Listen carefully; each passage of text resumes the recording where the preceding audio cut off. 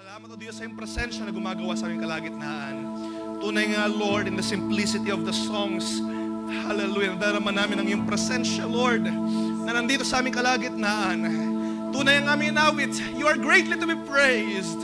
Ang aming dahilan para mapurihan ka, hindi lamang dahil nagpahala ka, hindi lamang dahil nagpagaling ka, hindi lamang dahil nagsupply ka ng mga pangailangan, but we praise you and glorify you, for your name is great and greatly to be praised. Hallelujah! Hallelujah! Ang kaligtasan na pinagkaloob mo sa bawat isa, ang iyong buong buhay na pinagkaloob mo para sa amin, Lord, it's greatly to be praised. Karapat-dapat kang mapurihan at luwalhatiin. Napakaraming dahilan, O Diyos, pero sa mga sandaling ito, wala kami bang ipinapasalamatan. But you alone, Lord, you gave your life. Hallelujah! That God should love a sinner such as I. Maraming salamat sa pag-ibig, O Diyos. There is no greater love than this. There is no greater love than this. What a mighty God we serve. What a mighty God we praise. Kaya, O Diyos, sa mga sandaling ito, tunay ang aming inaawit. You are greatly to be praised. Mauwi lamang sa iyo ang papuri at pagdakila at pasalamat. May taas ka sa kalagitnaan ng iyong mga banal. Maluwalhati ka, O Diyos, sapagkat ika'y karapat-dapat sa papuri at pagsamba. O Diyos, sa aming mga puso ay nagagalak, sapagkat ikaw ang Diyos na sa aming kalagitnaan. Ikaw ang gumagawa at kumikilos, O Diyos. Kaya sa mga sandaling ito, wala kami ibang aasahan, kundi ikaw lamang. Mangusap ka, O Diyos, sa puti mong bawat isa, as we go on communing with you once again sa gabing sa hapong ito. Lord, bigyan mo kami ng isang puso na handa, na worthy, na Lord, hallelujah, ng mga bagay na hadlang ng kaaway, may it be broken down. Sapagkat sabi mo sa iyong mga salita, you are our peace that breaks down every dividing wall na tinatayo ng kaaway. Lord, we thank you sa hapong ito na pinagkaloob mo sa bawat isa, sa kalakasan. I am praying for more strength as we go on through your words. Nabayaan, Lord, as we go on sa communion, may we always remember that the Lord Jesus truly is greatly to be praised. Lord, gabayan mo kami sa mga salita. Bayaan, Lord, patnubayan mo kami from the start to the end. Ano mga bagay, O Diyos, na inahanda ng iyong lingkod, ito'y basahan, ito'y walang anuman kung hindi ikaw mangusap sa aming kalagitnaan. Kaya Lord, we are praying even more na mangusap ka, kumilos ka, gabayan mo kami, buksan mo aming mga puso. Open the eyes of our understanding so that we may only see you, Lord. Hindi ang mga kahinaan, mga kulangan na makita, kundi ikaw, O Diyos, with your sweet spirit na nangungusap sa aming kalagitnaan. Father, we dedicate this service sa iyo. Binabalik namin sa iyo lahat na papuri at dakila. Ito'y mauwi lamang sa iyo sa tangi at banal na pangalan ng Panginoong Kristo Jesus. Amen and amen. Ating palapahan ng Panginoon, mga kapatid. Purihin ang ating Panginoon. Mauwi sa Diyos ang papuri habang tayo po ay nakatayo. Bigyan natin pagkakataon mabasa ang salita ng Diyos. Sa sulat ni Luke. Ngayon po ay hapon ng communion, so di na po ako lalayo ng kaisipan sa hapong ito. I want us na ma-dedicate ang ating mindset, ang ating mga puso, communing with our Lord Jesus sa hapong ito. Luke chapter 24, ating basahin, couple of verses. So familiar tayo sa, starting from verse 13, we are very familiar. I-skip ko na lamang po. Ito yung storya sa Emmaus, nadaan natin mamaya. I want to read from verse 28 na lamang up to 35. Sabi po dito, Luke 24:28, so they drew near to the village to which they are going, and he acted as if he were going further. But they urged him strongly, saying, stay with us, for it is toward evening, and the day is now far spent. So he went in to stay with them. And when he was at table with them, he took the bread and blessed and broke it and gave it to them. And their eyes were opened, and they recognized him, and he vanished from their sight. They said to each other, "Did not our hearts burn within us while he talked to us on the road, while he opened to us the scriptures?" And they rose that same hour and returned to Jerusalem. And they found the 11 and those who were with them gathered together, saying, "The Lord has risen indeed and has appeared to Simon." Then they told what had happened on the road and how he was known to them in the breaking of the bread. Can you say amen to the words of God? Amen. Please be seated po. Palain tayo ating Panginoon.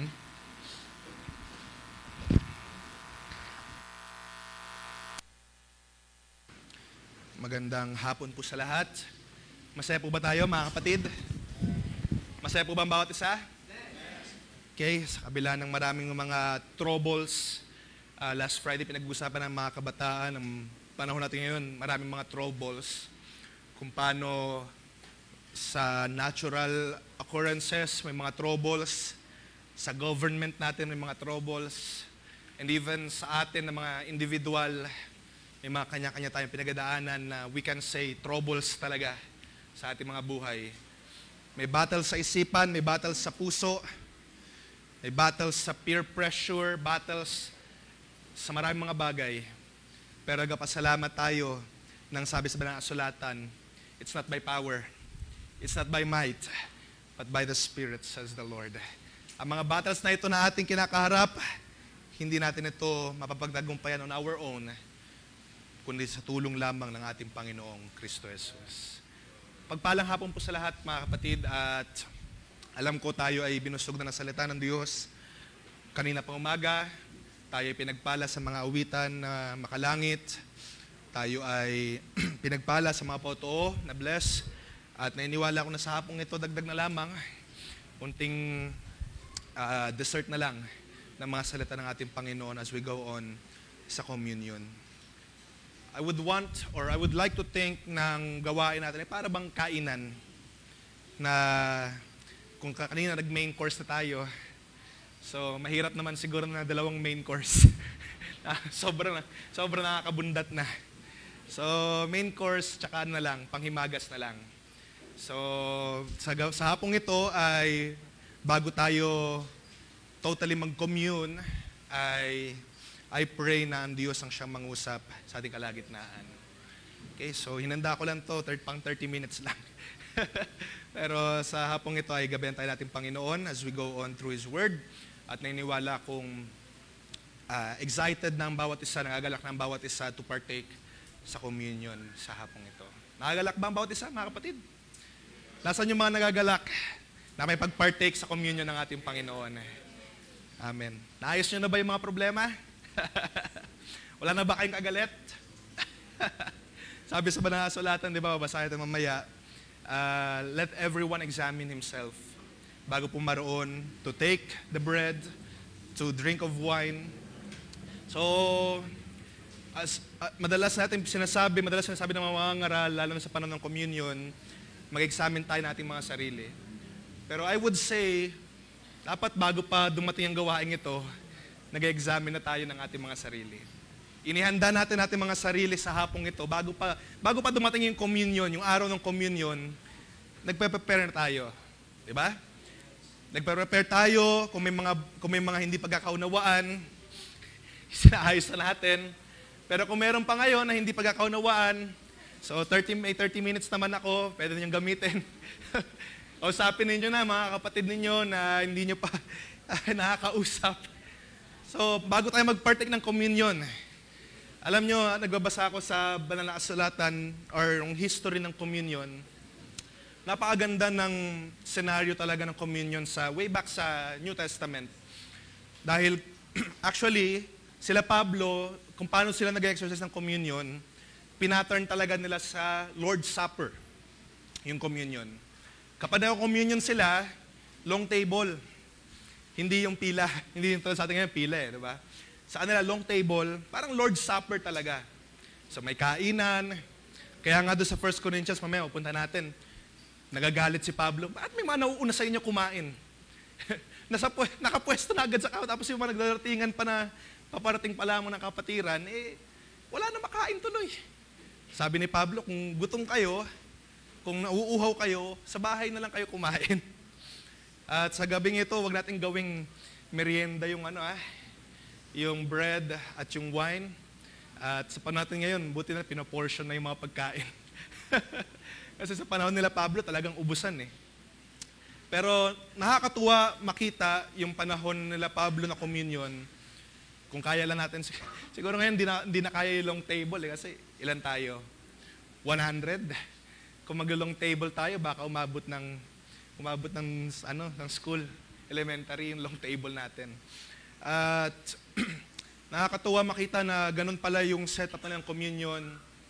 Dinivide nila in portion, they have broken bread, they are pouring wine. At nandun yung fellowship, nandun yung, sabi nga na ilang mga scholars, nandun yung equality. Dahil at that time ng communion, ang nais din na pakita ni Jesus Christ ay hindi lamang kayo basta pupulot ng pagkain. Narito, pinagpira-piras ako ng pagkain, nandito kayo at the table, sama-sama tayo mag-commune, mag-fellowship. At yung communion na yon, alam na natin ang background nun, it's actually from a feast of Passover.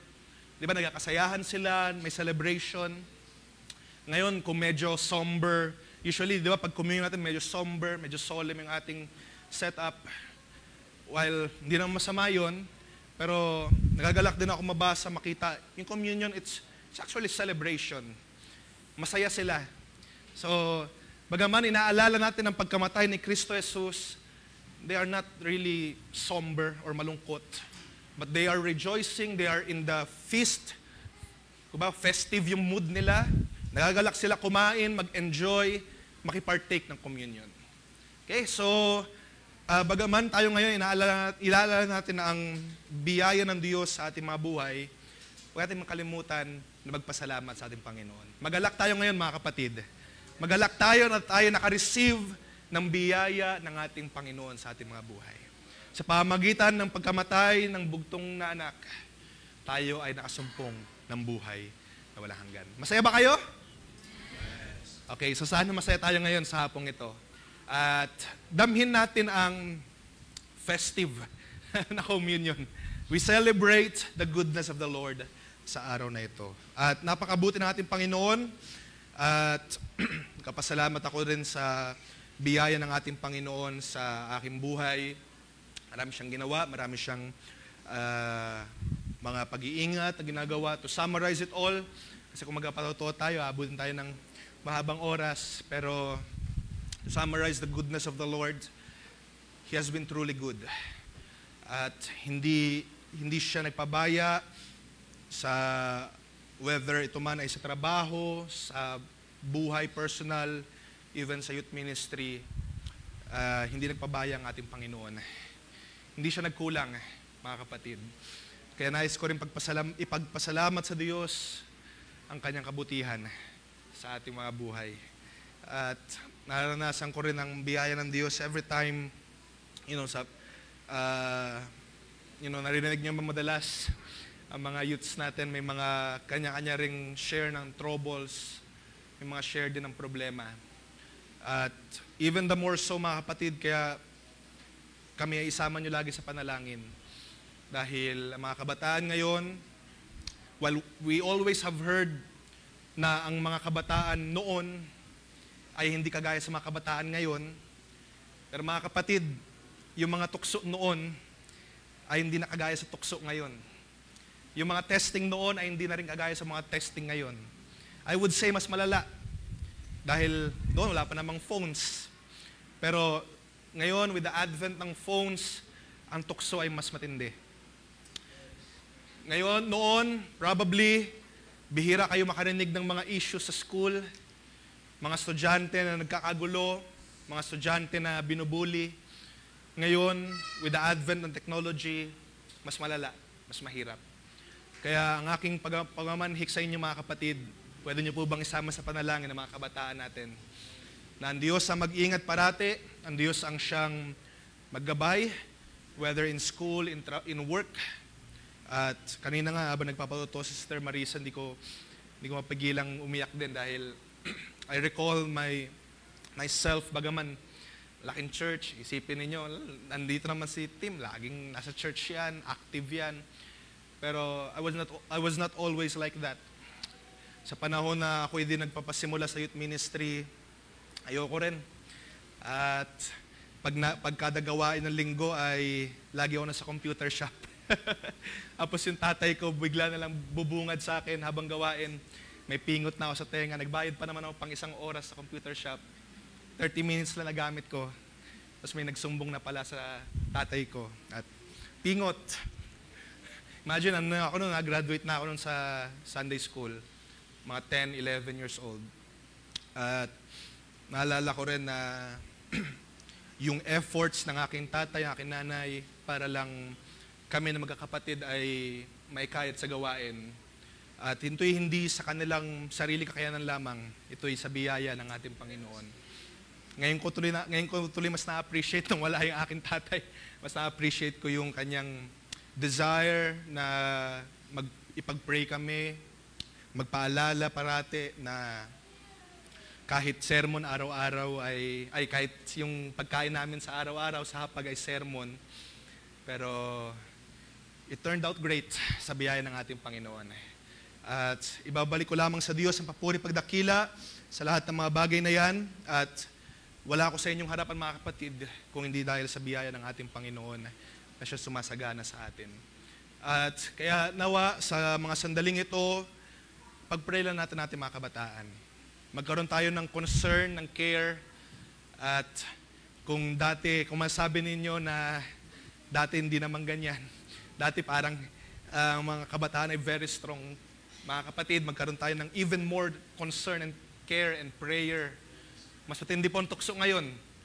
At patuloy tayong magdalanginan sa bawat isa. At tayo ay ingatan natin Panginoon sa bawat araw, sa bawat sandali. Purihin ang ating Panginoon at hindi na po ako lalayo ng ating pag-uusap sa hapong ito. Gusto kong magkaroon tayo ng isang atmosphere ng communion, isang environment na wala tayo bang iniisip kundi ang remembrance sa ating Panginoong Kristo Jesus.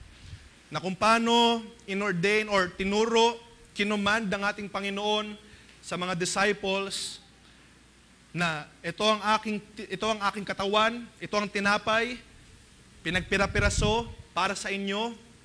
Ang sabi niya doon, do this in remembrance of me. Ito ang aking dugo, itong alak, nagisimbolo sa aking dugo. Gawin niyo ito sa pag-aalala sa akin. Do this in remembrance of me. At sa hapong ito, wala tayong ibang gagawin kundi alalahanin ang mga gawa ng Diyos.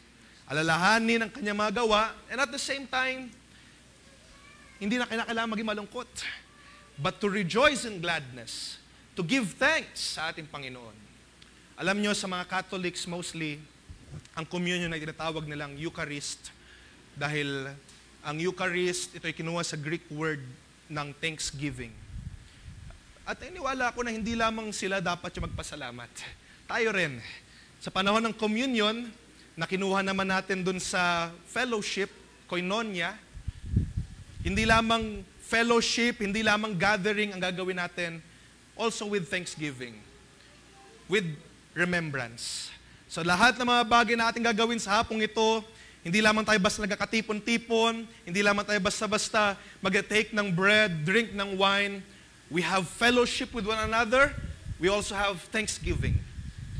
We have the Eucharist. No? Tayo nagpasalamat sa ating Panginoon sa kanyang ginawa sa ating mga buhay.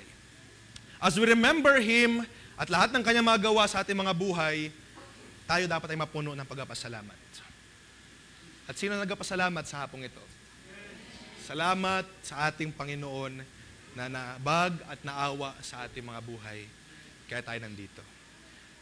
So sa walang abala, gusto kong tingnan natin ang senaryo ng communion. At kung bibigyan natin ng paksa ang ating pag-uusapan sa hapong ito, kunin na lamang natin ang ating pag-uusapan sa verse 35 na bibigyan ko ng title na Known in the Breaking of the Bread, na sinabi dun sa verse 35. Alam natin itong storya ng Emmaus. Very familiar tayo dito. At itong storya ng Emmaus ay, kumbaga, hindi ito nalalayo sa ginagawa natin ngayon na communion. Okay? Mamaya mapupunta natin as to why. Pero ngayon, tayo na sa communion na gawain, huwag natin kakalimutan na lahat ng mga bagay na ginagawa natin sa hapong ito ay in remembrance ng ginawa ng ating Panginoon sa ating mga buhay. Paulit-ulit niya sinabi, do this in remembrance of me. Hindi niyo ito gagawin out of tradition. Hindi niyo ito gagawin out of kung anong mga bagay. Out of dahil sinabi ng isa or sinabi ng sino man. Pero ang ating pagganap ng communion sa hapong ito ay pag-alala. Pag-remind sa ating mga sarili kung anong ginawa ng ating Panginoong Kristo Jesus. Kung paano sa Old Testament and even ngayon, ang mga Hudyo, kapag Passover meal, wala silang ibang inaalala kundi ang ginawa ng Diyos sa panahon ni Moses. Di ba? Hindi natin mabasahin pa, pero if you would read yung Exodus, in-instruct ng Diyos ang Passover feast. Alalahanin ninyo ang gawa ko. Di ba? Ang kasagsagan ng 10 plagues.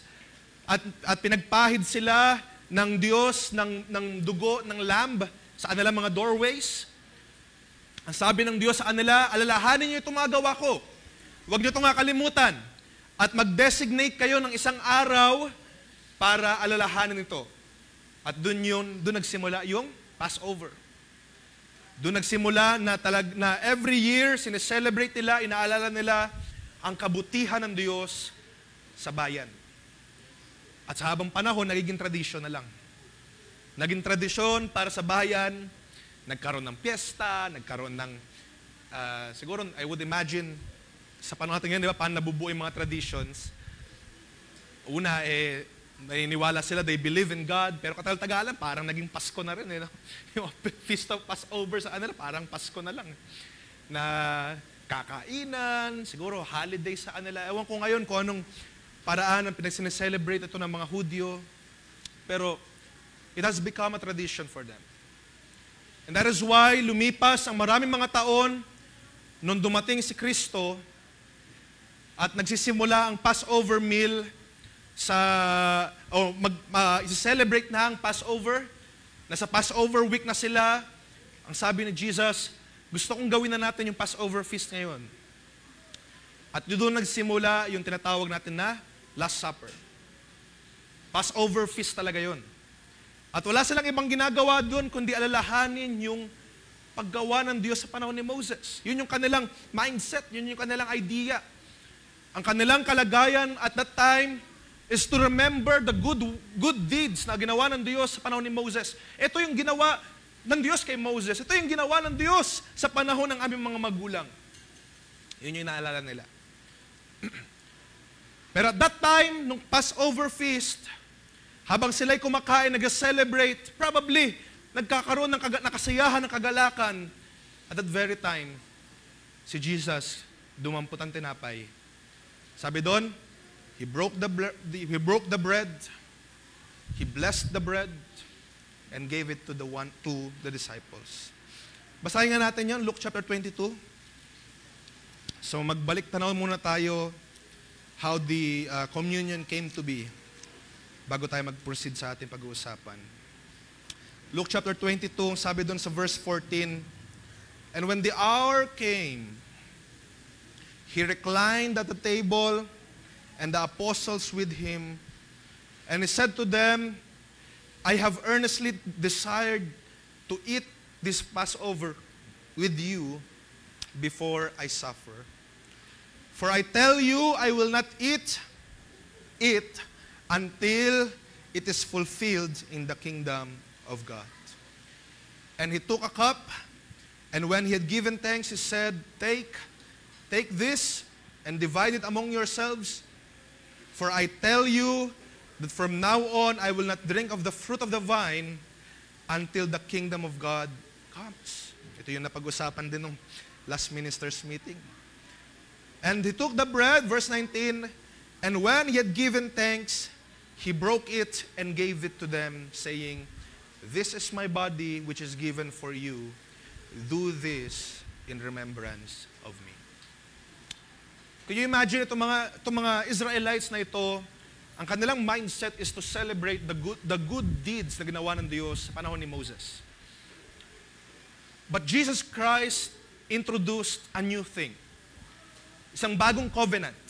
Isang bagong bagay na gagawin ninyo. Kinuha niya ang bread, kinuha niya ang wine.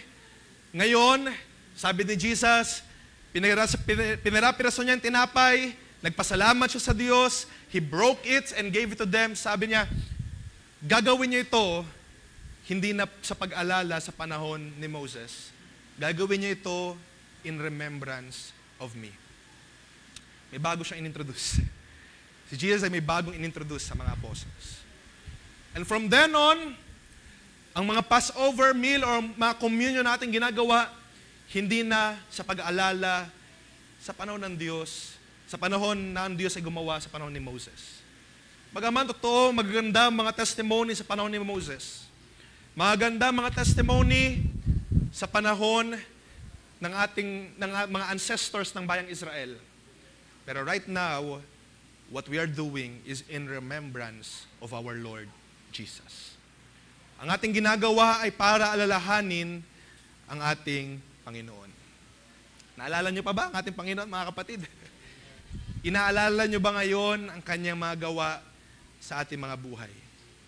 Nang sabi niya dito, ito ang aking katawan, nung bumuo siya ng tinapay, ito ang aking katawan na ibinigay sa inyo.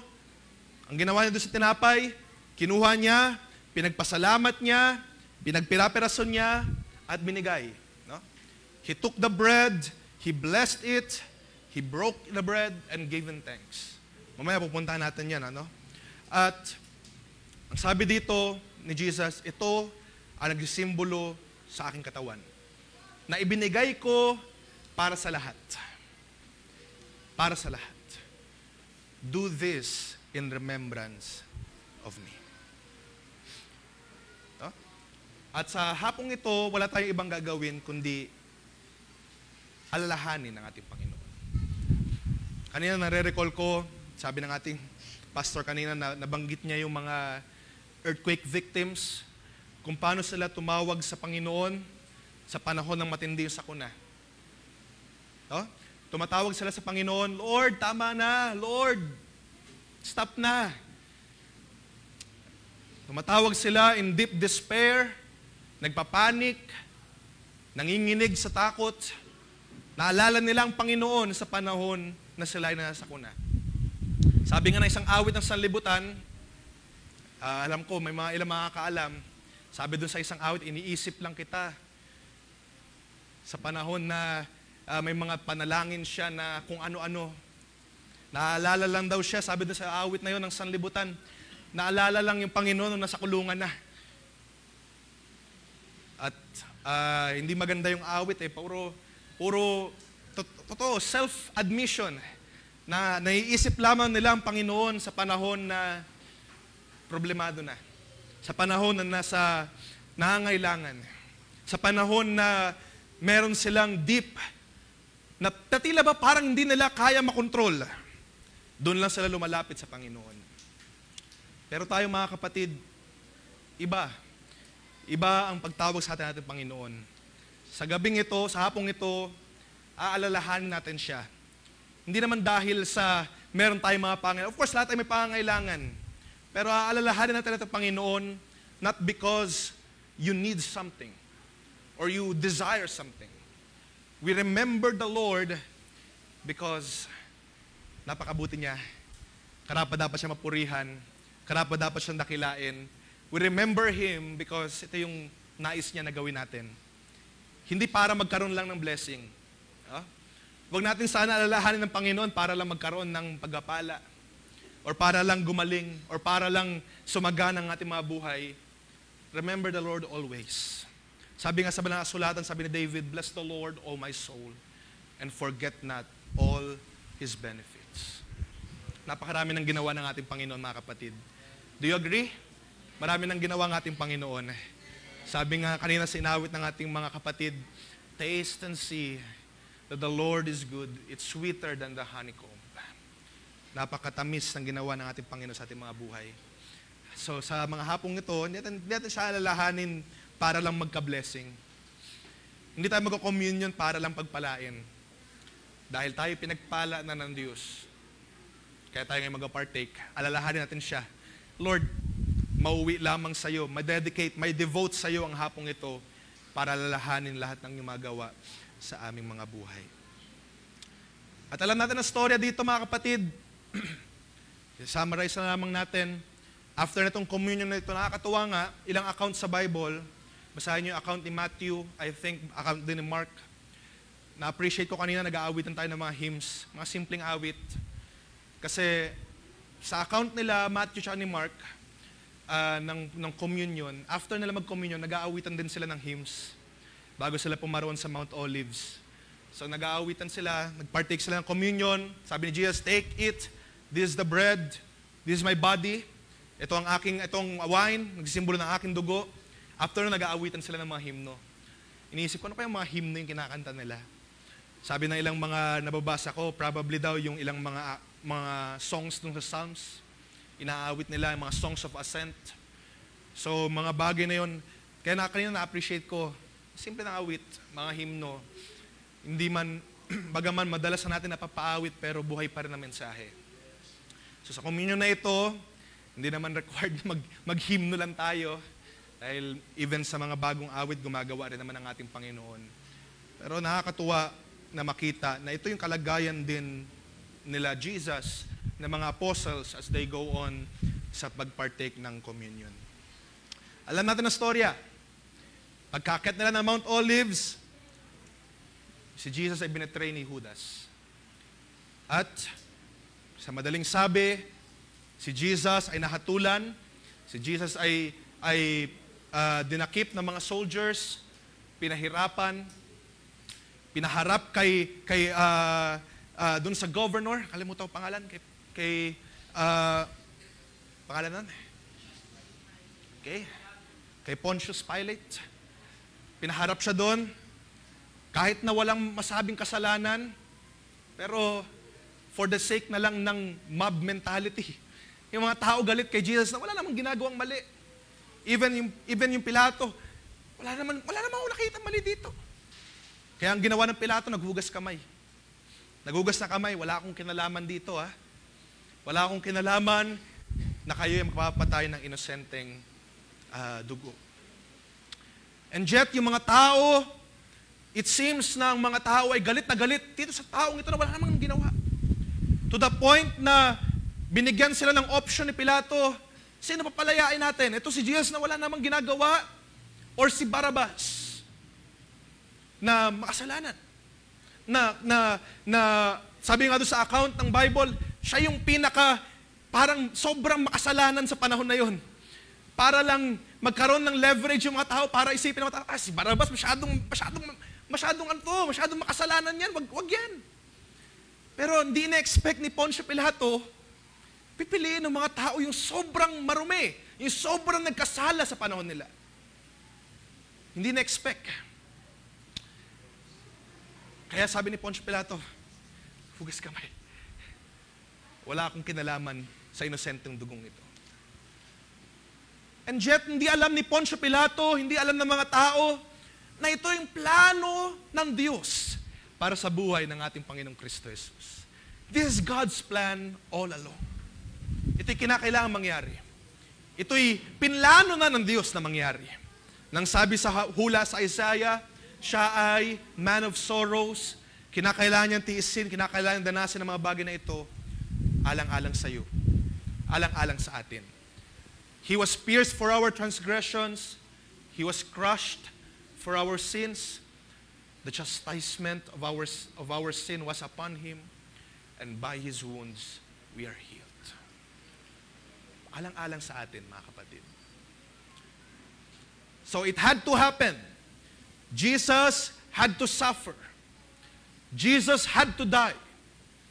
kinakailangan mangyari.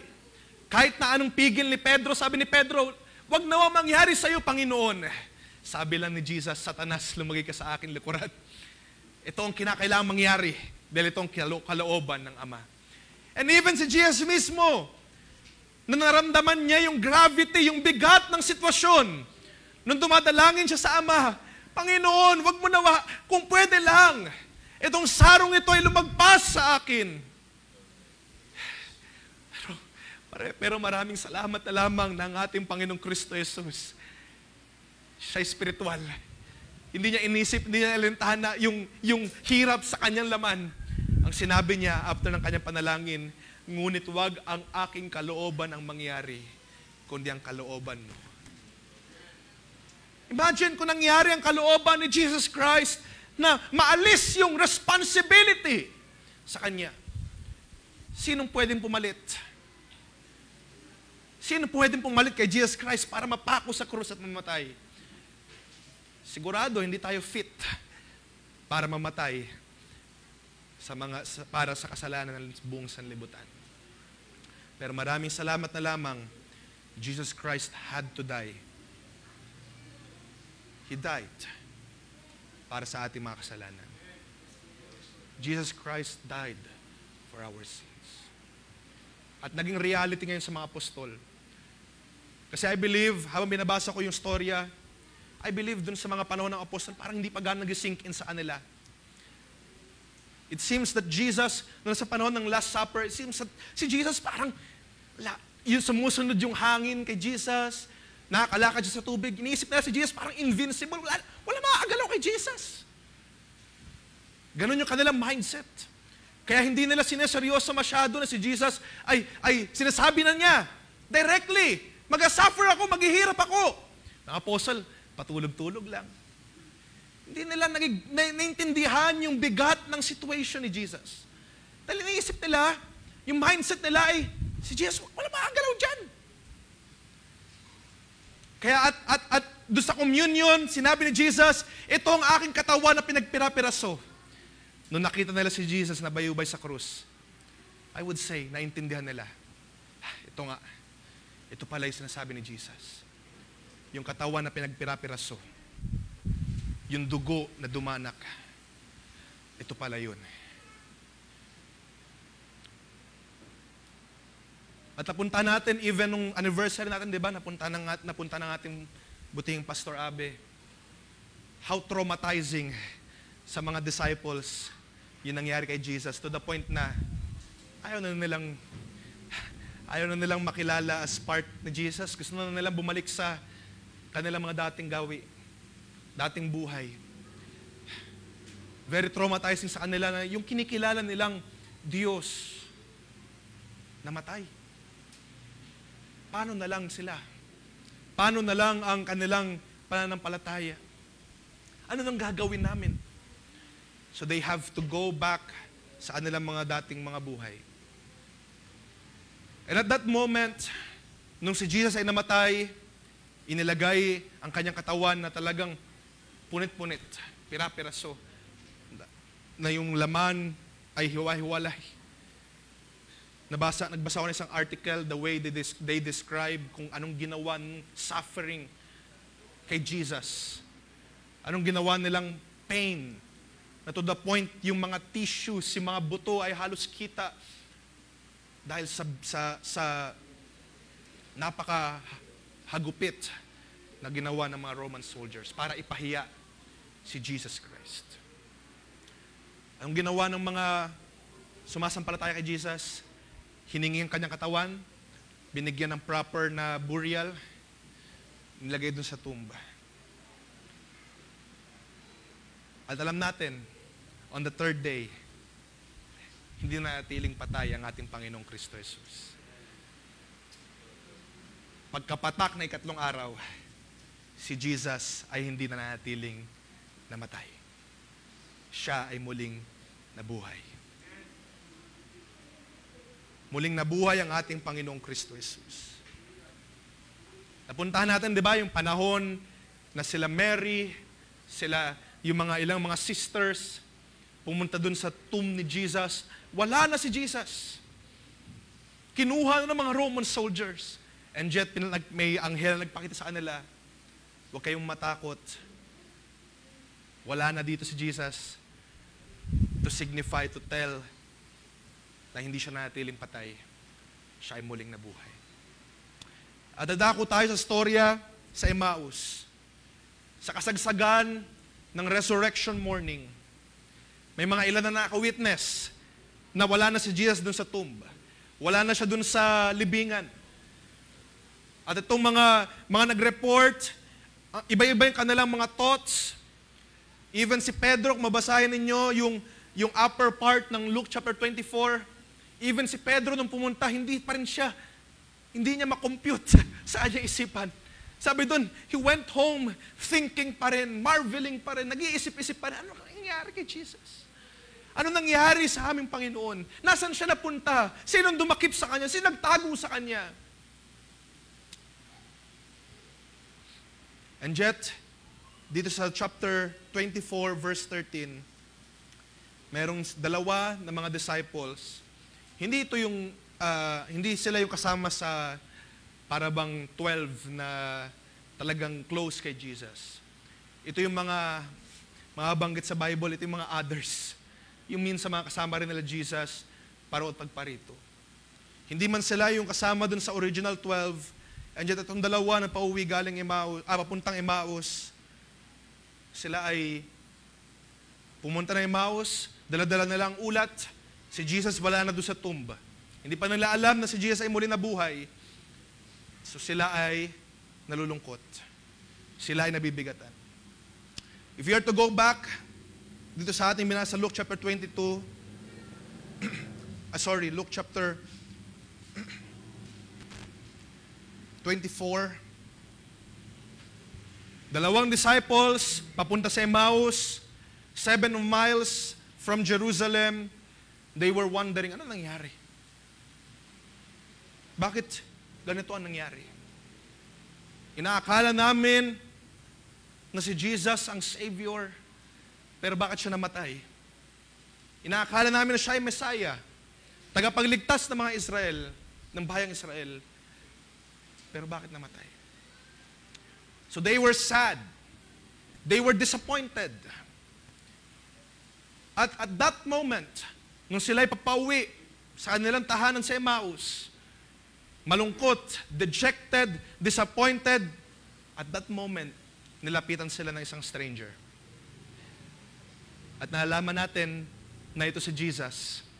And yet, hindi pinakilala ni Jesus ang kanyang sarili. Sabi doon, hindi siya nakilala. They have not recognized Him from sight. Iniisip ko nga rin habang ako nagbabasa, hindi ba rin nila na-recognize yun sa boses? Si Jesus, madalas magsalita eh. Pero sabi dito, even sa boses, itinago. Probably sobrang lungkot nila from sight, hearing, hindi nila na-recognize si Jesus. At that time, si Cleopas, isa doon sa dalawa na naglalakbay pupuntang Emmaus, sinabi niya kay Jesus, sinabi niya doon sa stranger na lumapit sa kanya, dahil tinanong sila ng stranger, bakit kayo malungkot? Anong meron?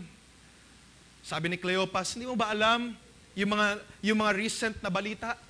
Hindi mo ba alam na si Jesus of Nazareth, isang propeta, sabi ni Cleopas, mighty indeed, and in the word before God, siya ay namatay, dineliver siya to be condemned and to be crucified. Ang pag-asa nila ay siya yung magliligtas, siya yung magre-redeem sa bayang Israel. Kaso pangatlong araw na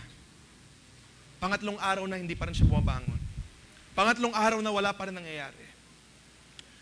At sinabi niya dun sa stranger, alam namin yung balita na merong ilan sa aming mga kasama pumunta dun sa tomb. Pumunta para i-inspectionin yung katawan. Wala na dun. Sabi ng ilan, buhay siya, pero hindi pa namin nakikita eh.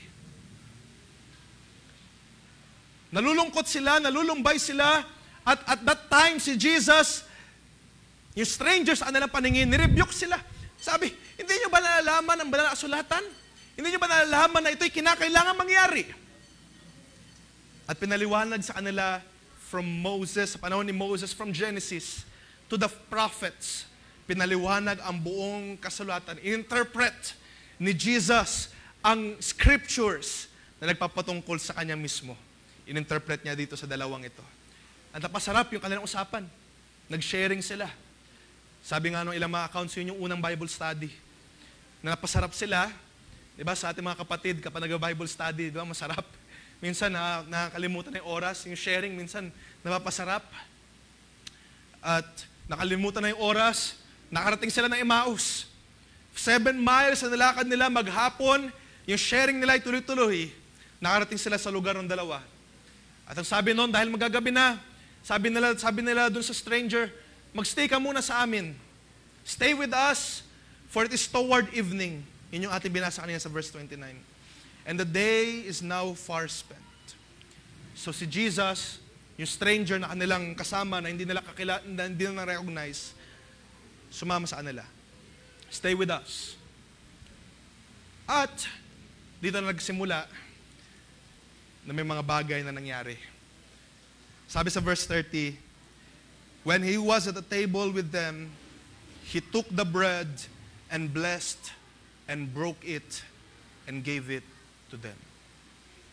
Imagine niyo, at the dinner table, doon sa dalawa na papunta sa Emmaus. Sa dalawa sila yung host, sila yung may-ari ng bahay, sila yung nandito sa tuluyan na ito. Si Jesus na hindi na nakilala, stranger para sa kanila, guest. Siya na invited, all of a sudden dito sa verse 30, parang siya yung naging host. Siya yung kumuha ng tinapay. Usually, ginagawa ito ng mga host sa tahanan. Siya yung nagpapira-piraso. Di ba kapag may mga invited kayo sa inyong tahanan, kayo yung nagpo-portion ng mga pagkain, ayaw yung may maubusan, di ba?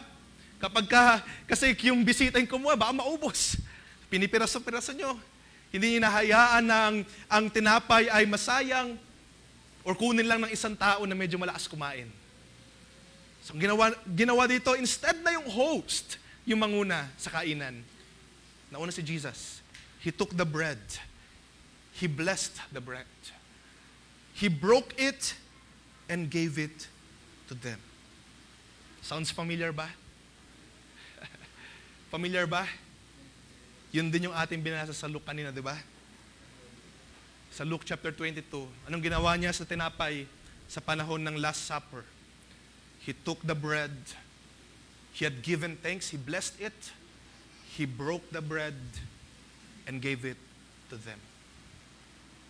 At ang sabi dun sa verse 31, and their eyes were opened. At that moment na ang tinapay ay pinagpira-piraso and blessed and gave it to them, sabi sa verse 31, and their eyes were opened. And they recognized Him. Na-recognize nila at that very moment na ang kasama nila ay hindi lamang isang stranger, hindi lamang isang ordinaryong tao. Kasama nila the one and the true living Jesus Christ. They recognized Him and He vanished from their sight. Ang kanilang mga mata, hindi naman sila talagang bulag kasi naglakad nga sila pa uwi. Pero yung mata ng kanilang pag-unawa, the eyes of their understanding, or yung mata ng kanilang mga puso, doon nila nakilala at that moment, nung nag-breaking na ng bread, nakilala nila, it was Jesus. Nung kanilang mga mata sa kanilang mga puso, nabuksan, na-recognize nila na ang kasama nila ay hindi lamang isang stranger, it was Jesus. At gusto kong pansinin natin sa hapong ito, sabi ko nga maikli lang yung ating pag-uusapan. Pansinin nyo na maigi ang senaryo dito. Sa pamagitan ng pagpirapiraso ng tinapay, through the breaking of the bread, they recognized the Lord. Sa pamagitan ng breaking of the bread, yung kalituhan, yung obscurity, yung pagtago ni Jesus, naalis. Yung tabing sa kanilang mga mata, sa tenga, sa kaisipan, naalis lahat ng tabing. Nung nagsimula si Jesus, kunin yung tinapay, pagpiraparasahin, ipanalangin, at ipag-ibigay sa bawat isa, nabuksan ang kanilang mga isipan. Nabuksan ang kanilang mga puso. I want you to think of that habang tayo ay paparoon sa communion. Through the breaking of the bread, they recognized the Lord. Itong dalawang disciples na ito, hindi nila kasama ito nung si Jesus ay nag-instruct dun sa Last Supper. Pero probably, sa buong buhay ni Jesus, na-recognize nila. Nalala ninyo yung Sermon on the Mount, di ba? On the top of the mountain, nung maraming mga 5,000 plus na mga tao, lalaki lang. At walang pagkain, merong isang bata na lumapit, meron lamang siyang 5 tinapay at 2 isda.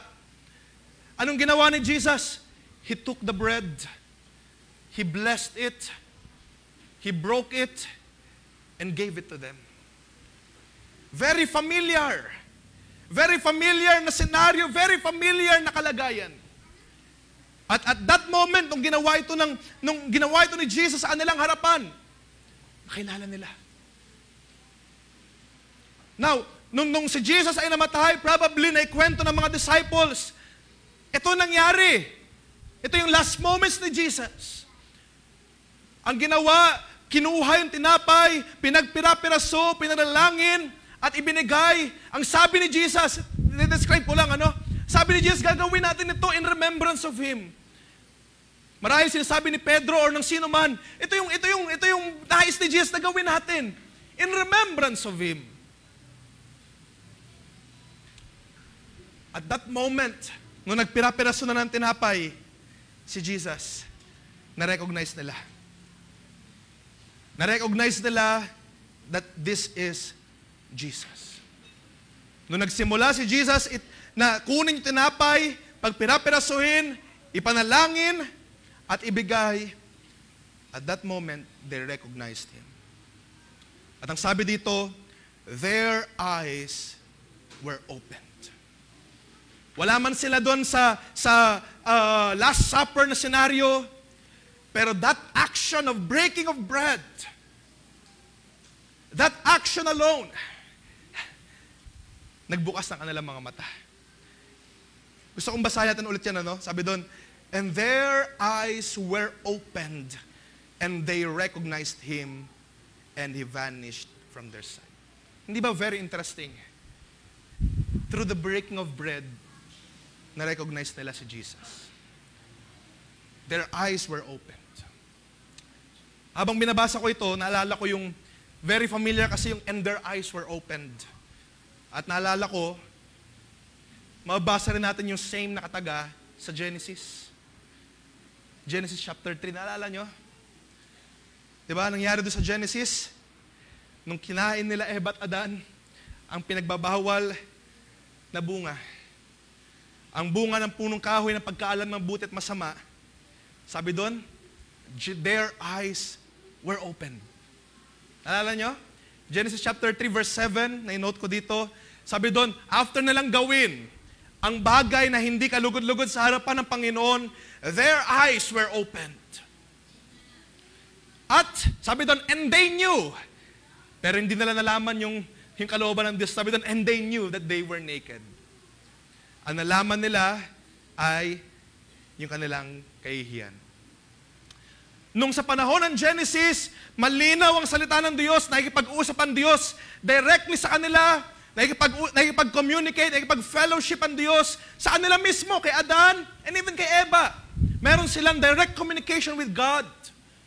At nung nangusap si Satanas, dumating yung tukso ni Satanas, tinwist ni Satanas yung salita ng Diyos. Sure ba kayo na mamamatay talaga? Sure ba kayo na ganito mangyayari sa inyo? Parang hindi naman.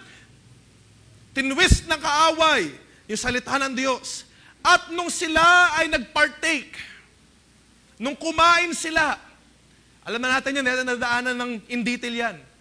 Pero nung nagpartake sila sa kasalanang ito na hindi nais ng Diyos para sa kanila, ang sabi doon, ang nakita nila, nabuksan ang kanilang mga mata, pero instead na mabuting bagay ang nakita nila ay ang kanilang kahihiyan. Their eyes were opened at ang nakita nila na sila ay hubad. Ang nakita nila, ang nasumpungan nila ay kamatayan. At that very moment, dahil sinabi ng Diyos, siguradong kayo ay mamamatay kapag ginawa nyo to. At that very moment, nung nabuksan ang kanilang mga mata, ano nangyari sa kanila? Tinupad ng Diyos ang kanyang sinabi. Ang na-witness nila ay ang kasalanan and ultimately, ang kamatayan. Kanina, inaawit natin kanina yung "Oh, love of God." Pumukaw sa ang attention doon yung, sabi doon, the guilty pair bow down with care. Sila ba't alam yun? Yung guilty pair.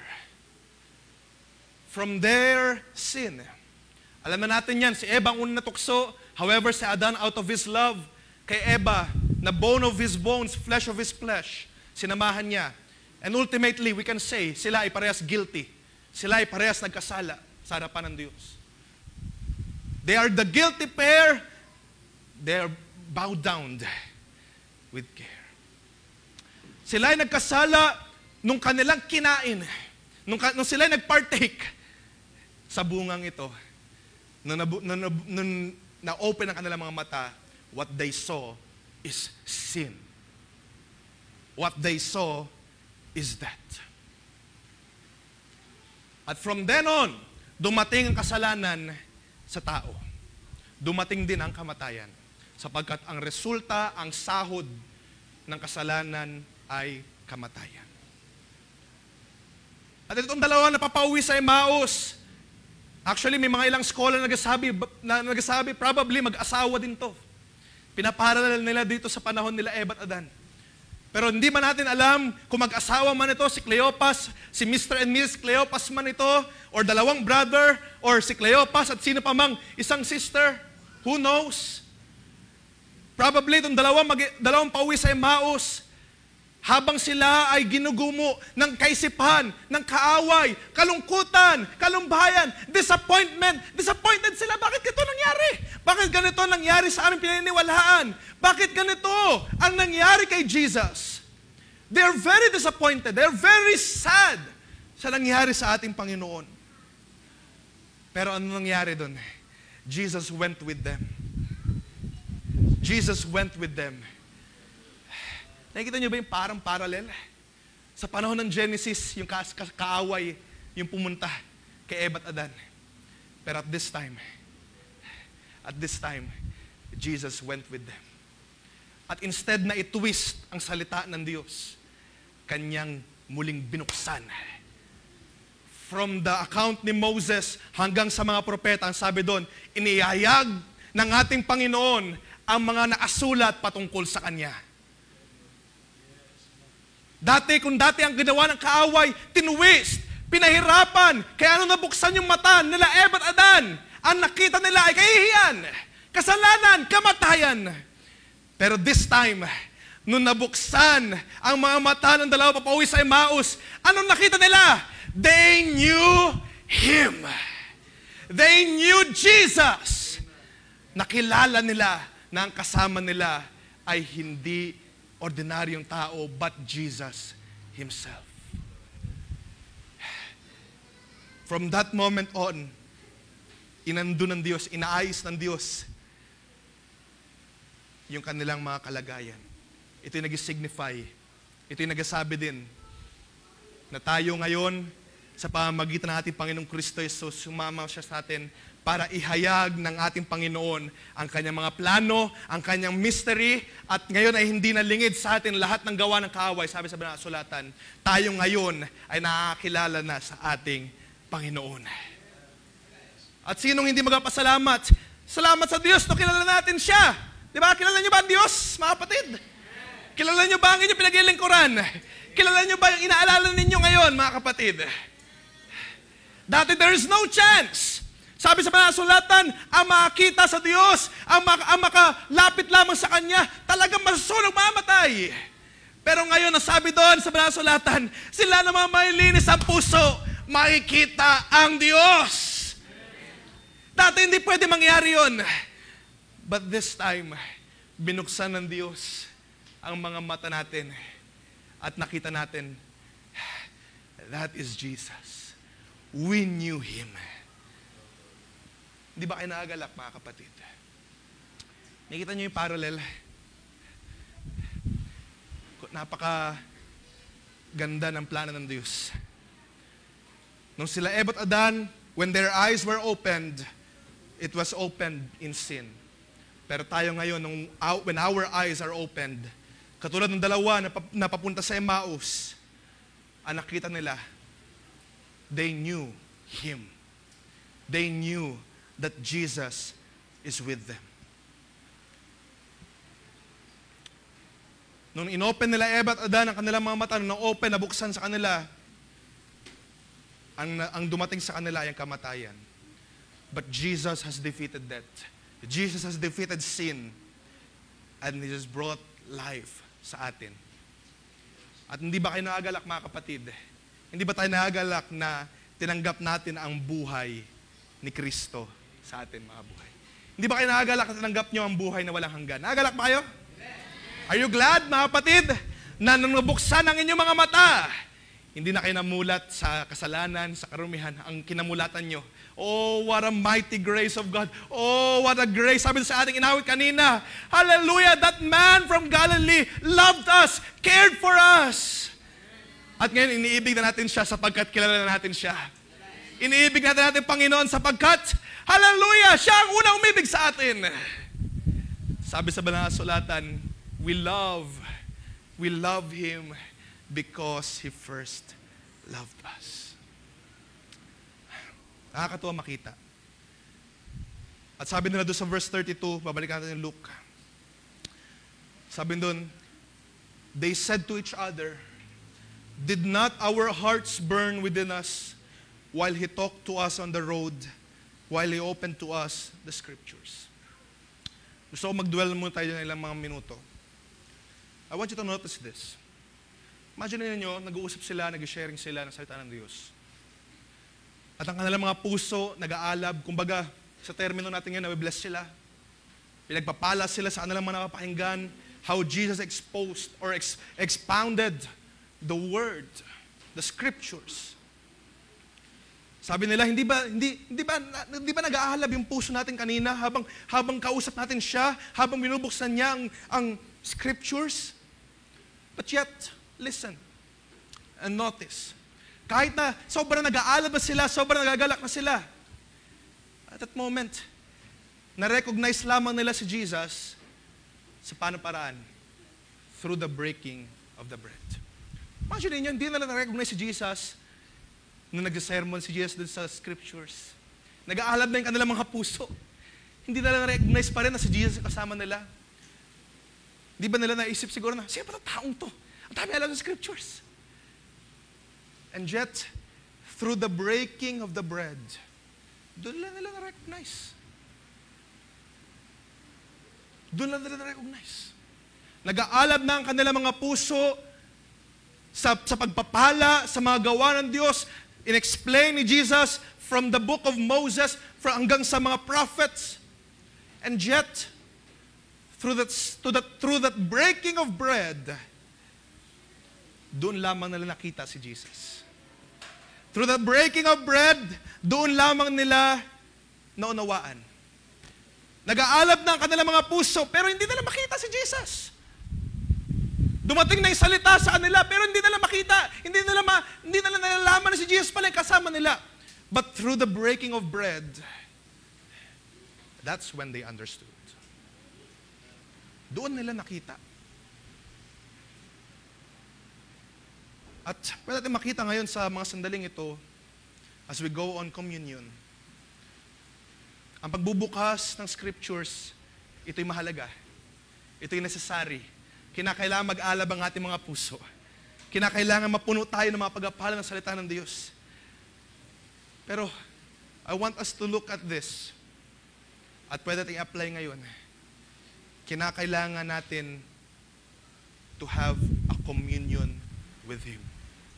Kinakailangan magkaroon ng breaking of the bread with our Lord. Kinakailangan natin ngayon makasama siya. Alam niyo ba ibig sabihin ng breaking of bread? Kapag sinasabing breaking of bread, hindi lamang ito nagpapatungkol sa tinapay or sa merienda. When we say the breaking of bread, it means fellowship. It means participation. It means companionship. It means communion. Yun yung root word ng communion, di ba? Koinonia, ibig sabihin nun, fellowship, gathering in one accord, merong relationship, merong kayong one thing in common, di ba? Nagasama-sama kayo. Kapag sinabing breaking of bread, ibig sabihin nun, kayo ay in one fellowship. Sabi nga nila sa labas, sa corporate, may ganitong kasabihan, kapag ka mag-hire ka raw ng isang tao, sa corporate, no? Kapag mag-hire ka raw ng isang tao, para makilala mo siya, isama mo raw siya kumain sa labas. Kasi doon mo malalaman yung ugali niya sa ibang tao, doon mo malalaman kung ano yung mga ugali niya, pagka makain, kung nagsasalita ba siya habang kumakain, lumalabas doon habang kainan. Sa mga Pinoy, uso rin yung merong mandate yung government dyan, yung parang kainan sa hapunan, di ba? Yung sama-sama sa hapunan. Kasi tayo mga Pinoy, we value family ties.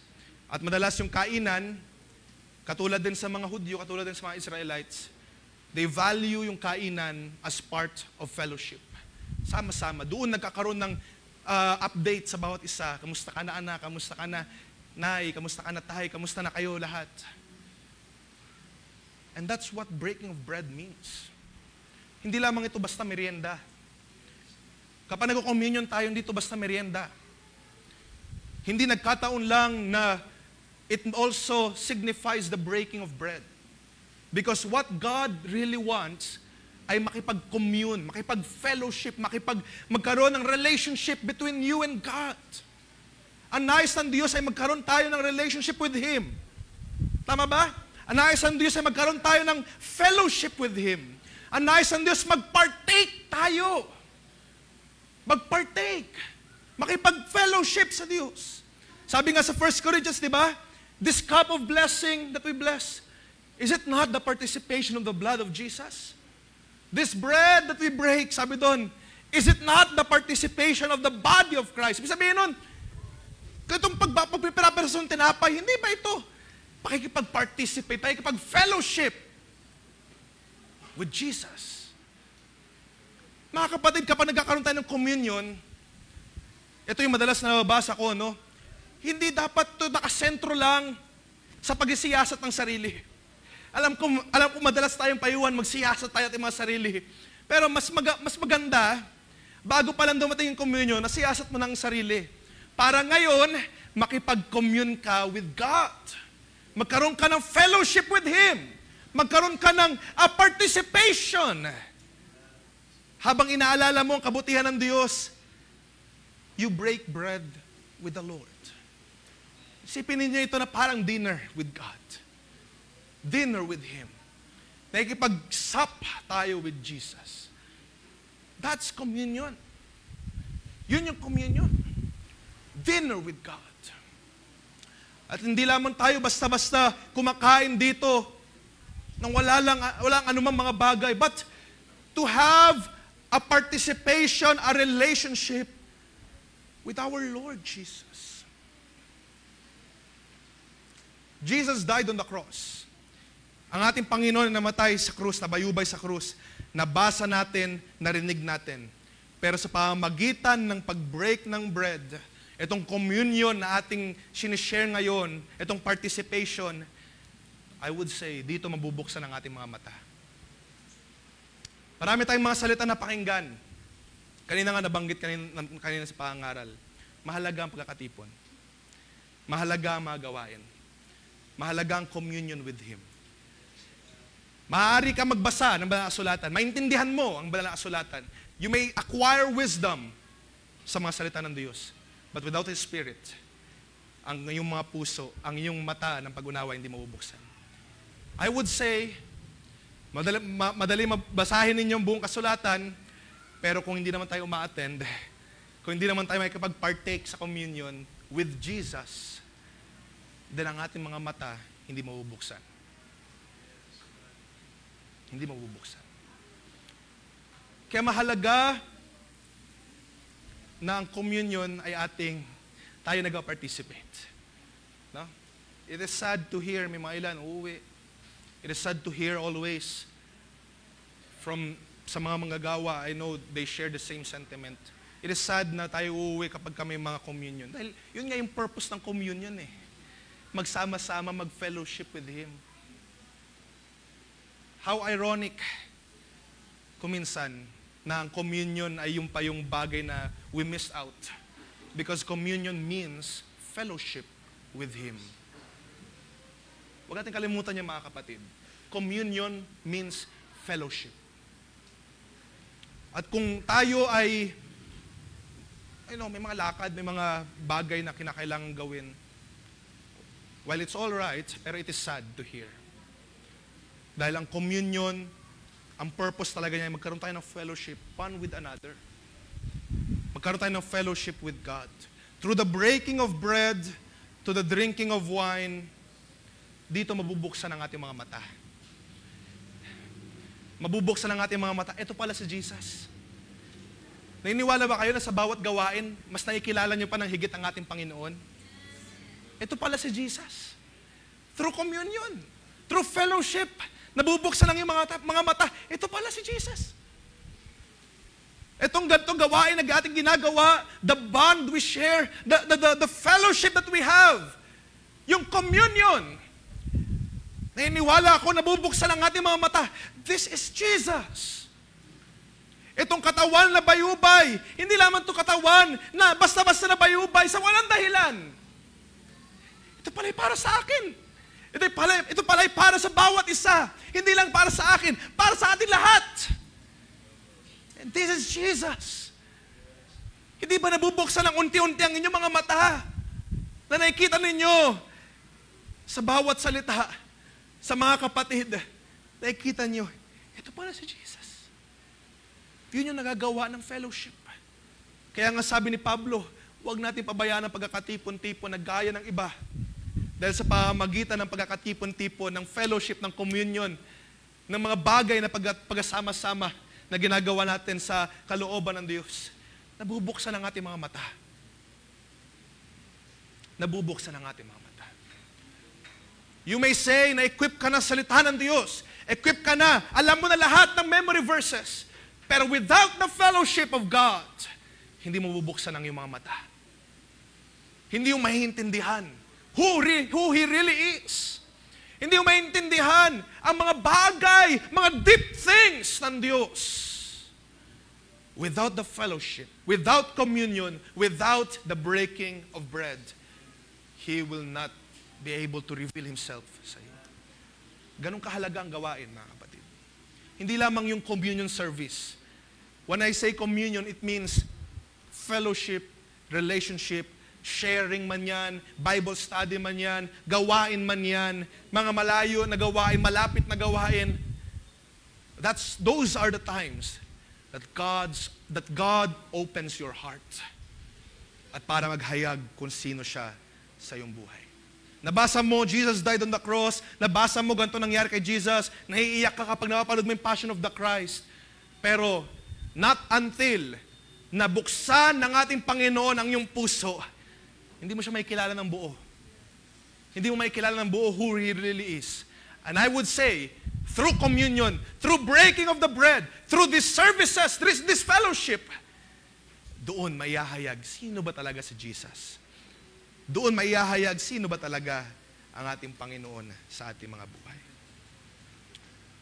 At nakakatuwa makita, na itong mga disciples na ito, of course, kasama nila sa Jesus all along.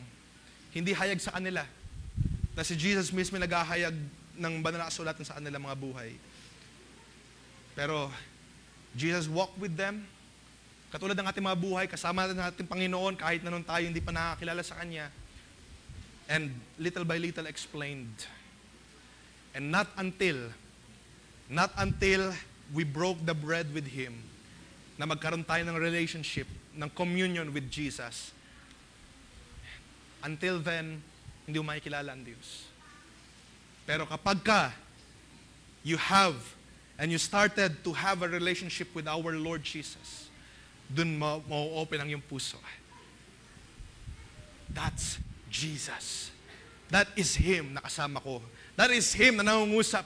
That is Him sa bawat mga awitan, sa bawat mga gawain, sa bawat mga pangungusap.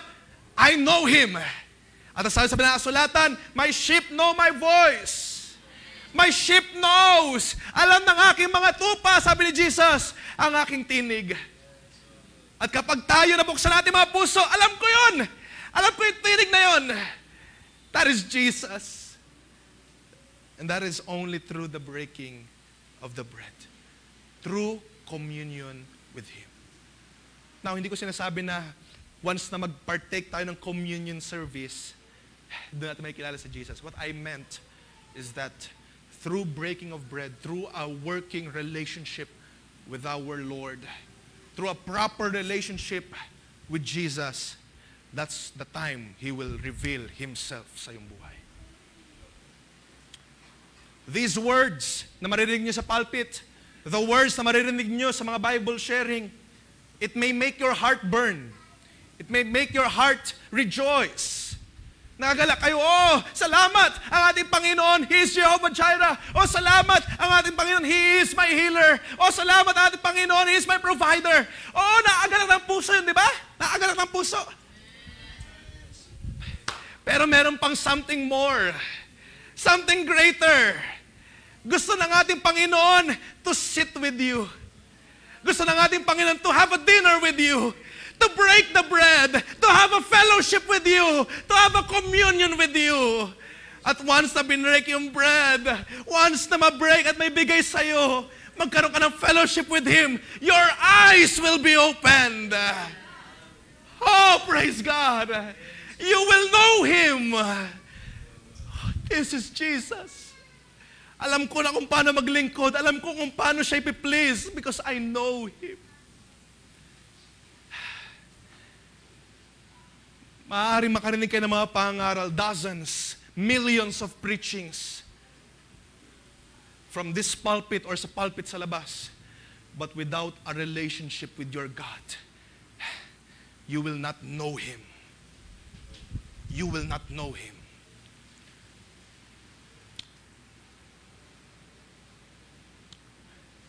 We need to break bread with Him.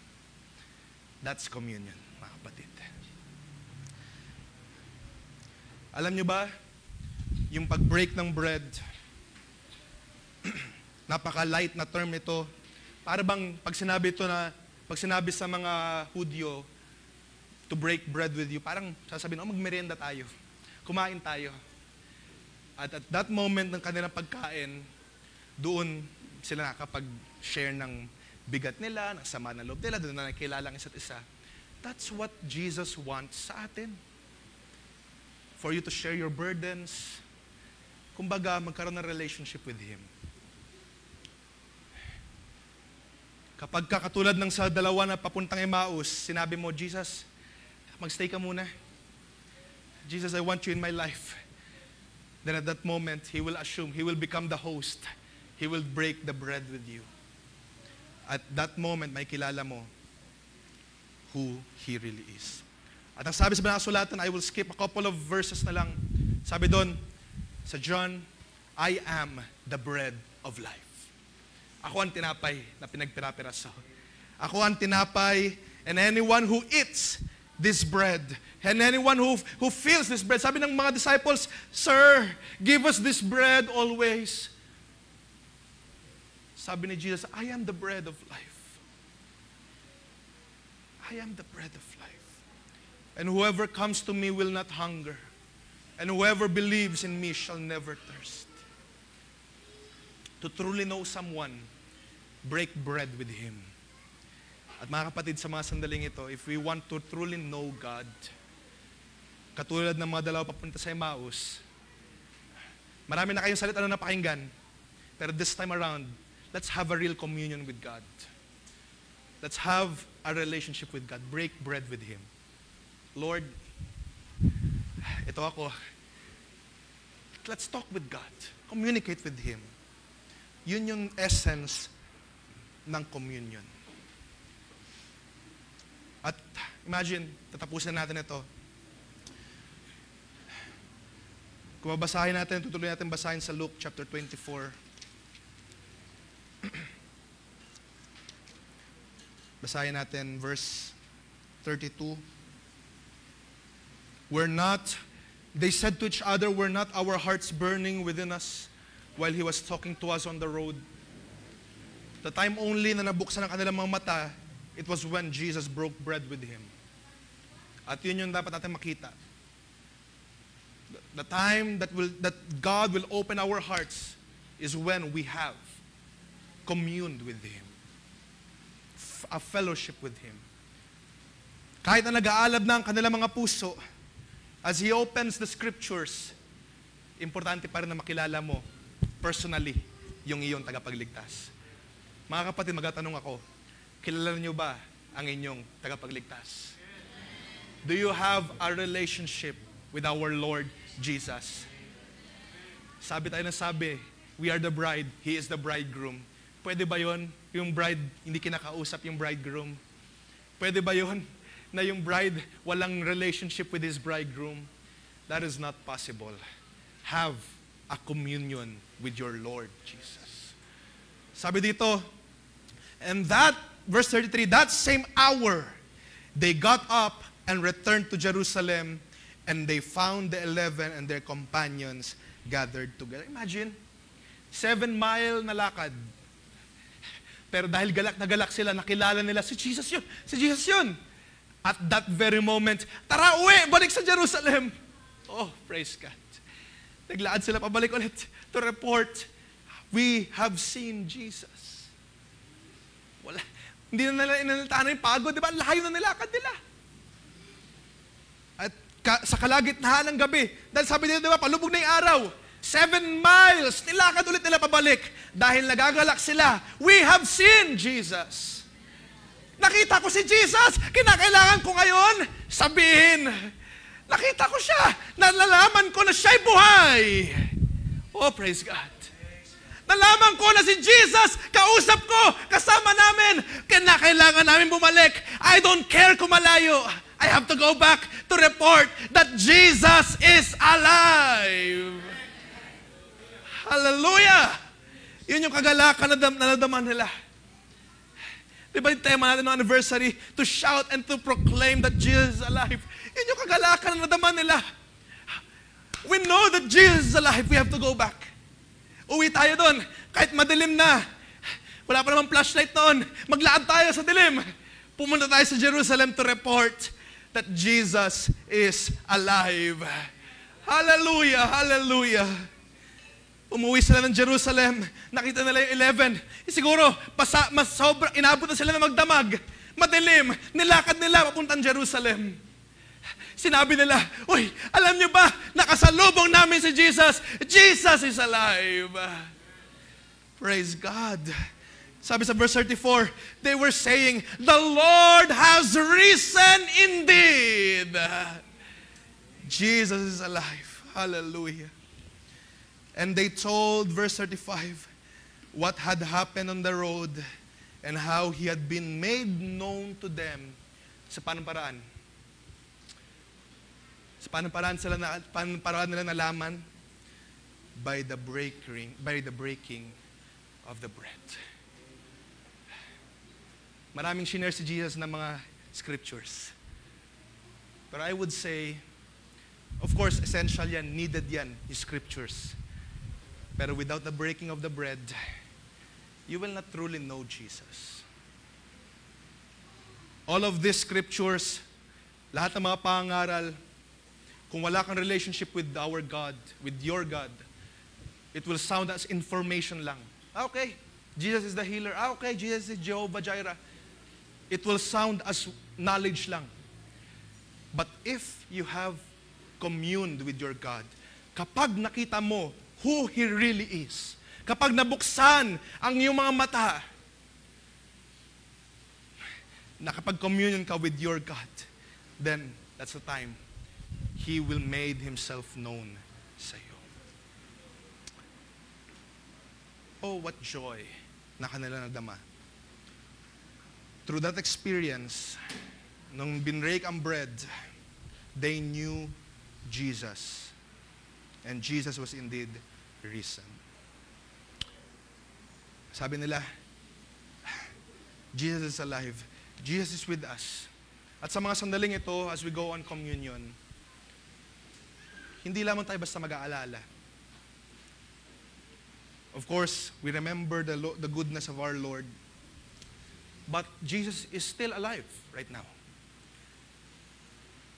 Ginawa niya 2,000 years ago. Of course, it's very, very important sa ating mga buhay. Diba? Very important that Jesus died on the cross.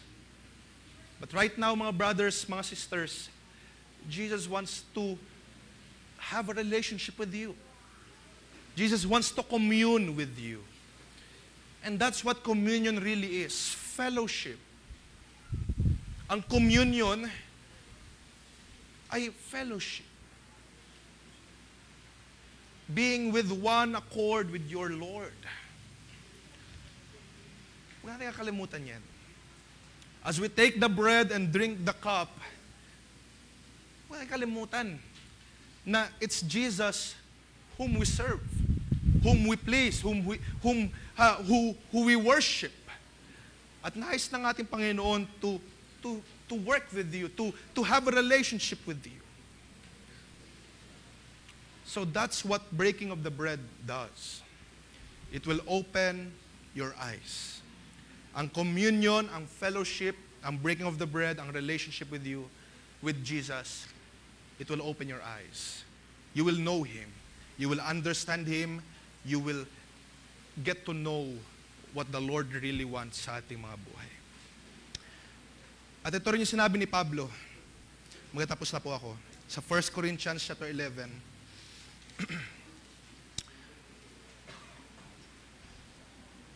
Babasahin natin ito ulit mamaya, pero I want to focus on a specific thing bago tayo magtapos and to proceed sa communion formal natin. 1 Corinthians chapter 11, I want to read verse 23 muna. For I received from the Lord what I also handed on to you, that the Lord Jesus on the night when He was betrayed took bread, and when He had given thanks, He broke it and said, "This is my body which is for you. Do this in remembrance of me." And in the same way, also He took the cup after supper, saying, "This cup is the new covenant in my blood. Do this as often as you drink it in remembrance of me." At dinagdag ni Pablo, of course, tinake account niya yung mga Gospels. Ito yung sinabi ni Jesus. Ito yung tinanggap niya mula sa ating Panginoon. Dinagdag ni Pablo, which I believe Jesus wants to say din sa mga sandaling ito, sa verse 26. Hindi man ito nabanggit sa ibang mga Gospels, pero this one ay kinakailangan at importante. For as often as you eat this bread and drink the cup, you proclaim the Lord's death until He comes. Sa bawat pag-inom ng wine, sa bawat pagkain ng tinapay, anong gagawin natin? Of course, we do it in remembrance. We do it remembering Him, what He has done sa ating mga buhay. Anong gagawin dito? Sabi dito, as often as you do it, you proclaim. Proclaim the Lord's death until He comes. Hintayin man natin ng anniversary, proclaim that Jesus is alive. Di ba to kontra? No, hindi to kontra. We proclaim the Lord's death, pero hindi naman natapos kasi sa kamatayan ni Jesus ang nangyari. He died for our sins. Pero siya ay muling nabuhay. Ang ating Panginoon namatay. Totoo yun. we proclaim that He died for our sins. Pero hindi doon natapos ang storya. He is alive. The Lord Jesus is alive. Amen po ba? The Lord is alive. Naniniwala ba kayo siya'y buhay? The Lord is alive. At ang sabi dito, we will proclaim the Lord's death until He comes. Paano babalik yung patay? Di ba? Paano babalik yung patay? Meaning nun, buhay ang ating Panginoon. He will come again. Siya'y muling babalik. The Lord is alive. We will proclaim His death and His resurrection until that day ng kanyang pagbabalik. That's what we need to do. Yun yung ginawa ng mga disciples. Diba? Yung dalawa sa Emmaus. They can't hold the joy nung nagpahayag si Jesus sa kanila. Through the breaking of the bread, it is revealed that Jesus is with them. They knew Him. At anong ginawa nila? Walang pag-atubili, bumalik ng Jerusalem. So tayo din mga kapatid, ang resulta pala ng communion, to have a relationship with Him, ay ano? Anong resulta? As often as you drink the cup, as often as you eat the bread, anong gagawin natin? You proclaim the Lord's death until He comes.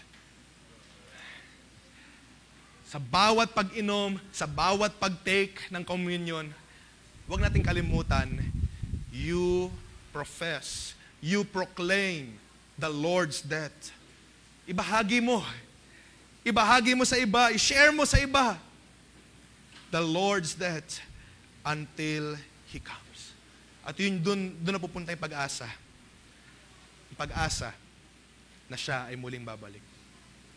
Yun yung nagagawa ng communion. Yun yung nagagawa ng breaking of bread. It opens your heart para makilala si Jesus. Through communing with Him, you will get to know our Lord. And once you get to know Him, proclaim it. Proclaim that He is alive. Shout and proclaim that Jesus is alive. At mga kapatid, sa mga sandaling ito, sino magsasabi? Nabuksan ang aking puso. Nakilala ko siya. Nakilala niyo na ba ang ating Panginoon? Nakilala niyo, mga kapatid? Then proclaim it. Jesus died, pero siya ay muling nabuhay para sa ating lahat. Siya ay namatay, pero muli siya nabuhay para sa ating lahat. At ang sabi sa sulatan, kung paano siya namatay, namatay din ang ating mga lumang pagkatao, ang mga kasalanan, ang mga karumihan. But when He rose again, kasama tayo na muling nabuhay. Kasama tayo na bumangon muli. At hindi na tayo bumangon sa ating mga sarili. Galatians 2:20, we now live in the faith of the Son of God. Amen and amen. Then proclaim it. Yun yung resulta ng communion. Proclaim. As often as you eat, as often as you drink, proclaim that Jesus is alive. Praise the Lord. Last verse na aking nais basahin. Acts chapter 2. Ito ang dapat natin gawin ngayon, mga kapatid. Just as they were sa panahon ng Acts, ito ang ating gagawin. Verse 42. And they devoted themselves to the apostles' teaching and the fellowship, to the breaking of bread and the prayers.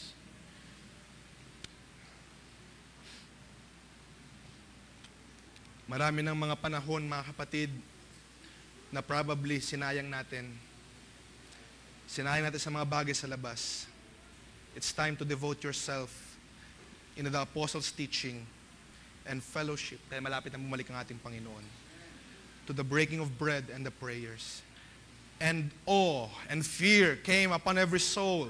And many wonders and signs were being done through the apostles. And all who believed were together and had all things in common. They were selling possessions and belongings and distributing the proceeds to all as any had needed. And day by day, attending the temple together and breaking bread in their homes, they received their food with glad and generous hearts, praising God and having favor with all the people. And the Lord added to their number day by day those who were being saved. At masabi ko, so be it, Lord, in your name. Tulungan tayo ng ating Panginoon. We will now go on sa ating communion. Sa mga sandaling ito, may paawit pa sana ako, pero probably next time na lang. Dahil I'm so sorry, yung 30 minutes na hinanda ko ay naging 1 hour. Pero I am just really glad sa mga bagay na aking nabasa at nais ko rin ibahagi sa inyo, mga kapatid. It's an honor na makabahagi sa inyo sa mga sandaling ito. As we go on sa communion at atin na nare-request sa mga deacons to prepare ang ating table, let's read again ang account na banal na kasulatan sa 1 Corinthians.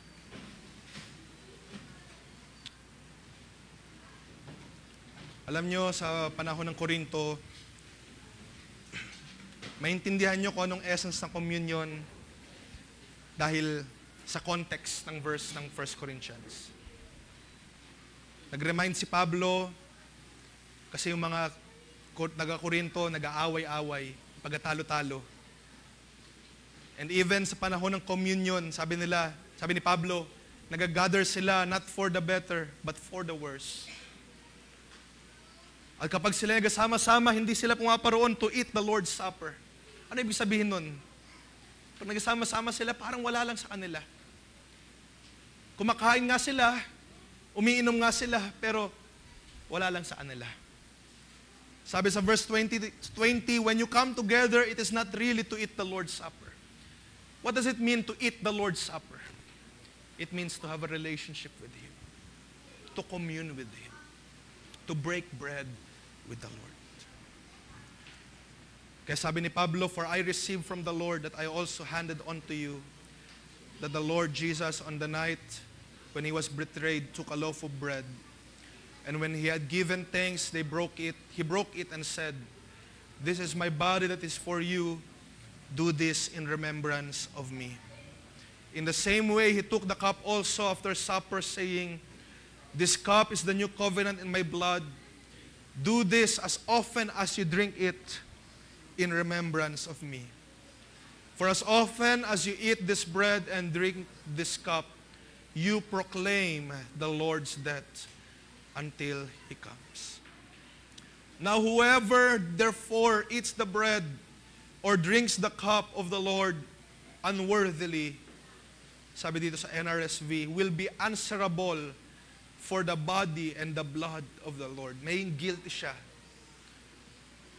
So sabi sa verse 28, para hindi maging guilty, examine yourselves, and only then eat of the bread and drink of the cup. And I hope and I pray nag-examine na tayo kanina pa, dahil now is the time to remember na. Now is the time to commune with Him. Kundi pa, meron pa naman tayong couple of minutes bago magsimula talaga ang communion. Examine yourself, and then eat the bread and drink the cup. For all who eat and drink without discerning the body, eat and drink judgment against themselves. Instead of blessing, you eat of judgment. And for that reason, some of you are weak and ill, and some have died. But if we judge ourselves, sabi dito, if we judged ourselves, kung ating hinatulan na ngayon ang ating sarili, past tense, we would not be judged. But when we are judged by the Lord, we are disciplined so that we may not be condemned along with the world. So then, brothers and sisters, when you come together to eat, wait for one another. Remember yung sabi ko nga, the way they do the old communion, isang long table, magantayan. Ngayon, pila-pila na tayo, talaga nag-aantayan sa bawat isa. Let's do this in order. If you are hungry, eat at home, so that when you come together, it will not be for your condemnation. And about the other things, I will give instructions when I come. I pray na sa gabing ito, sa hapong ito, we are in communing with God. We are communing with our Lord. Hindi lamang tayo basta magpa-participate sa communion service activity. We are communing with our Lord. Have a relationship with our Lord Jesus. At sa mga sandaling ito ay we will go on, have a supper with our Lord Jesus Christ. May I request ang ating mga deacons to pray for prayers ng ating wine and drink, ng wine and bread. At aking babalik sa, after nating prayer, babalik ko na sa ating MC, and probably may mga awit ang ating music ministry so that we would start ng proper ng ating communion. Raise na lamang, let's pray mga kapatid, ang mga bagay na ito that symbolizes the body of Christ and the blood that was shed for us. Let us pray. Nakila namin Diyos sa langit, pinupuri ka namin, pinapasalamatan ka namin for all your goodness sa mga buhay. We thank you, Lord, we glorify you, we bless you, Lord, sapagkat kay karapat papurihan, luwalhatiin. Lord, we understand ang nais mo ay to have communion with us. For us to commune with you. To have a relationship with you. Hindi lamang basta kami mag-participate just because itong sabi ng mga manggagawa, itong sabi ng sino man. But Lord, you want us from our hearts to commune with you, to break bread with you. At sa hapong ito, Lord, we understand. Tulungan mo kami, Lord, and we want to live with you. We want to know you more, Lord. We want to understand you. At bayaan, Lord, sa mga sandaling ito as we commune with you. We remember your goodness. We remember the time, just like sa panahon ng apostles. Kung paano mo sinabi, eat this bread. This is my body. Do this in remembrance of me. Drink this cup. Do this in remembrance of me. This is my blood. We remember your goodness, Lord. Hindi man namin nakita exactly kung paano ka nahirapan na bayubay sa krus. But Lord, we thank you for it. Pasalamat kami, O Diyos, pagkabayubay sa krus, sa kalbaryo ng iyong bugtong na anak, Jesus Christ. Pasalamat kami, O Diyos, sa mga sandaling ito that this bread that symbolizes your body and this cup that symbolizes your blood is with us, kasama namin. Kapasalamat kami, O Diyos, sa katawang na bayubay, sa dugo na dumanak, para kami ay maligtas, para kami magkaroon ng kagalingan, ng kalakasan. Lord, turuan mo kami na ma-appreciate ito sa bawat araw namin, na ang bawat hininga namin ay galing sa iyo.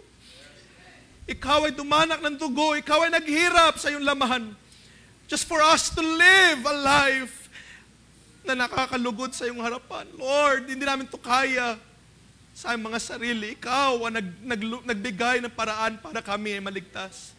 Ikaw ang nagbigay ng paraan para kami ay makaparoon sa iyong luklukan ng trono, O Diyos. Panginoon, maraming salamat sa bread, sa wine na ito na pinagkaloob mo sa amin. That is your body, that is your blood, Lord. We thank you sa mga sandaling ito, and as we raise this up, we want to remember your work sa aming mga buhay. How you died on the cross, despising the shame, and now is set at the right hand of the throne of God. Lord, maraming salamat.